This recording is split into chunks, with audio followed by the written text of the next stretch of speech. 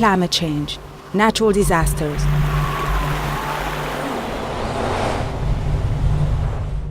increased food prices, economic crisis, war, instability. These external shocks affect the most vulnerable populations and sustain food insecurity and malnutrition in the world. In its effort to eradicate hunger, the Food and Agricultural Organization of the United Nations is committed to reduce disaster risks and build resilient livelihoods in Africa.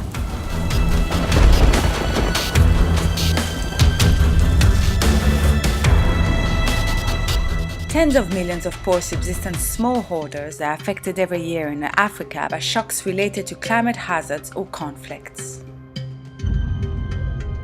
Despite efforts from some countries, these populations are most of the time left with no other means than the assistance from their own community or the international cooperation.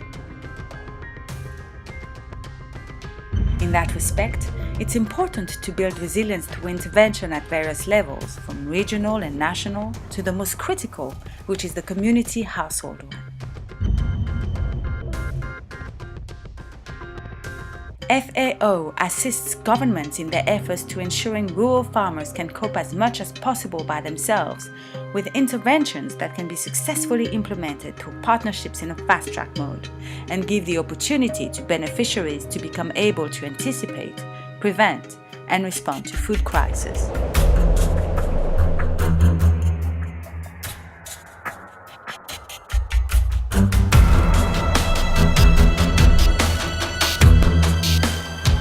FAO ensures that the rural poor are not solely reliant on external aid by strengthening their capacities to manage risks. Its resilience program succeeds in empowering self-subsistence communities of farmers, foresters, fishers, and herders. FAO implements its mandate through government policy support and field project implementation. These vital projects achieve the consolidation of resilience at community level through a pragmatic approach that integrates three pillars: technical support, financial mechanisms, and a social agenda. Les Caisses de Résilience applies this principle. In the technical component, farmers' associations, such as the Farmers' Field Schools, develop a sustainable ecosystem perspective that combines medium and long-term objectives. Through the Resilience Program, smallholders commit to good agricultural practices as to better manage natural resources and adapt to climate change, thereby reducing production risks while increasing productivity and incomes. The second component of this program increases financial literacy amongst the poor by developing self-managed saving and loans mechanisms to facilitate their access to credit. Income generated by community works funded by the program further boosts their initial capital. Small farmers' organization into saving and loans associations allows members to build capital, make profitable short-term investments, and create contingency funds. These funds help disaster-stricken members meet their most urgent needs as to resume their crop production cycle. Resilience can only be attained with a social component. The program supports farmers' participatory groups and learning processes that build trust and social cohesion.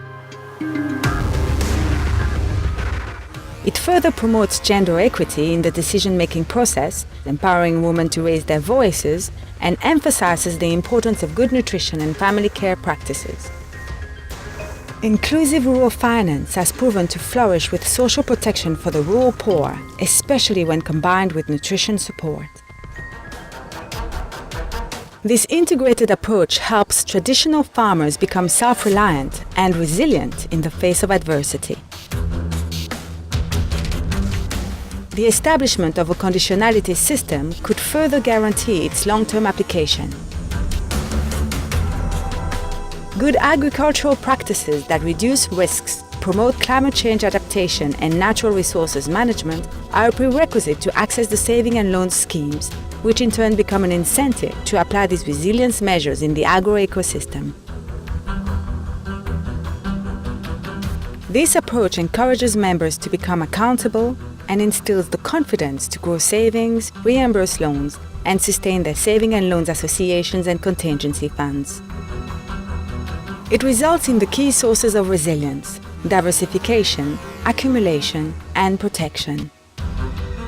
Diversification of livelihoods, sources of income and biodiversity, accumulation of financial, physical, and social assets, protection of assets through hazard-proof infrastructure, contingency, and insurance schemes. Beyond these benefits, the Resilience Programme addresses good governance issues at Farmers Group level by improving their management skills and advocacy capacity, and at government level by informing policymakers. Les Caisses de Résilience is an innovative approach being developed in Africa.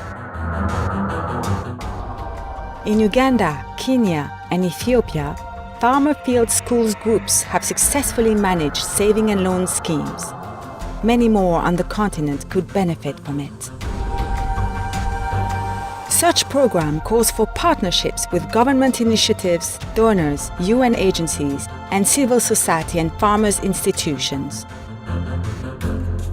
Many more should join the Food and Agricultural Organization of the United Nations in this resilience approach. With pragmatism and commitment, subsistence farmers can sow a resilient future. Les Caisses de Résilience. Invest in people. Unlock their potential.